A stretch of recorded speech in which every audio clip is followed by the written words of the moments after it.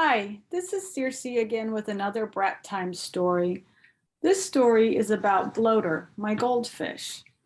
All of us brats have had pets and we've had to give them up. This one is how one small fish can make a big impact on a military family. After 7 years of life, my goldfish, Bloater, died. It was unexpected. Bloater had swim bladder issues, and so for his or her life, I was used to seeing him or her floating upside down or resting at the bottom of the tank. Bloater was a source of great discussion and consternation to all of us. Is it dead? Friends would ask, worriedly tapping on the aquarium. Bloater would glare at them and with great effort flip over.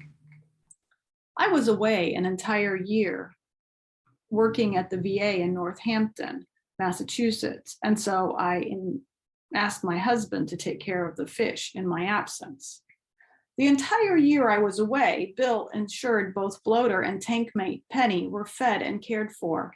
Because he traveled frequently, Bill had relay teams at the ready. No fish were going to die on his watch. He got many a frantic call on his BlackBerry from friends who, upon feeding the fish, found Bloater belly up, seemingly lifeless. They soon learned about Bloater's quirks. Bill was away the entire months of December and January, as were both of his backup fish sitters. Somewhere between New Year's Eve and January 6th, Bill realized that no one had been feeding the fish. Quickly, he mailed his only house key to a neighbor, hoping that both fish survived their forced famine. Unfortunately, the key arrived in Albuquerque about the same time a major blizzard hit, and the entire town was paralyzed. Suffice it to say, both fish were very happy to see Jim when he arrived through the snowdrifts to rescue them. This was not their first brush with death.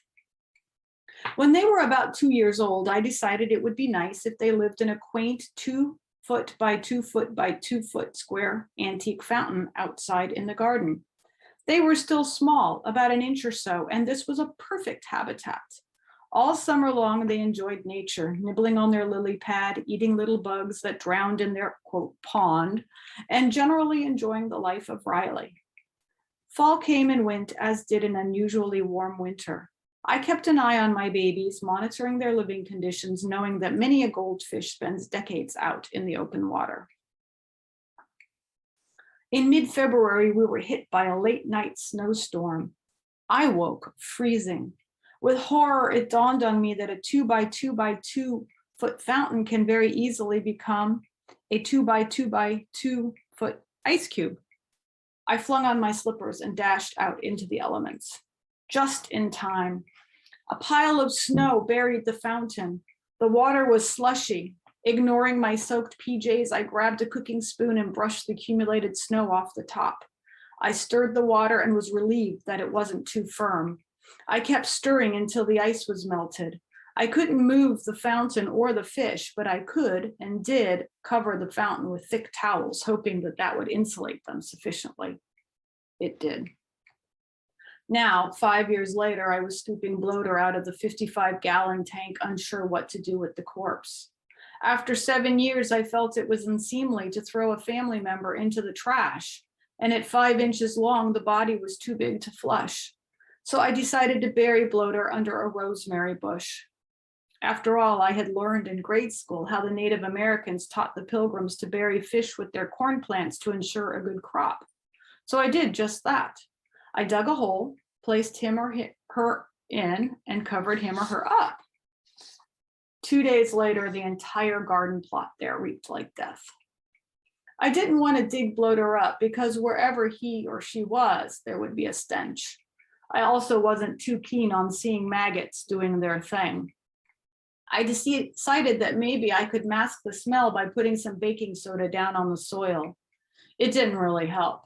Maybe I could add pungent herbs to the mix, as well as more dirt. I crushed up cilantro and basil and mixed them into the soil.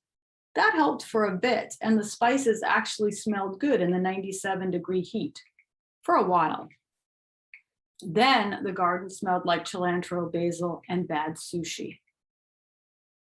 I called my mom, who said the smell would last for about a week based on her experience with dead house mice. I worried that the neighbors would call the police. I worried that hordes of flies would infest my yard and house. I worried that people would wonder where my husband was. He was away on a business trip, but they didn't know that. The local brewery came up with a solution. I happened to be there brewing beer with 6 of my friends. Why not use the leftover mash in the garden? I took a big bucket of it home and poured the warm oat barley smelling mush into the soil around the rosemary bush. It worked. For the next several days, the yard smelled like an old bar room, but it sure beat the alternative. Even in death, Bloater is a source of consternation and discussion and laughter. Rest in peace, Bloater. You are missed. I hope you enjoyed this story. While it's not a brat story per se, it does show how we brats are very resourceful when it comes to solving problems and how we can deal with bad things with a little bit of humor. So I'm always very grateful for all the pets that we've had over the years. And I hope that tonight, if you're having insomnia like I often do, you can think back to some of your favorite pets and some of the scrapes you guys got into.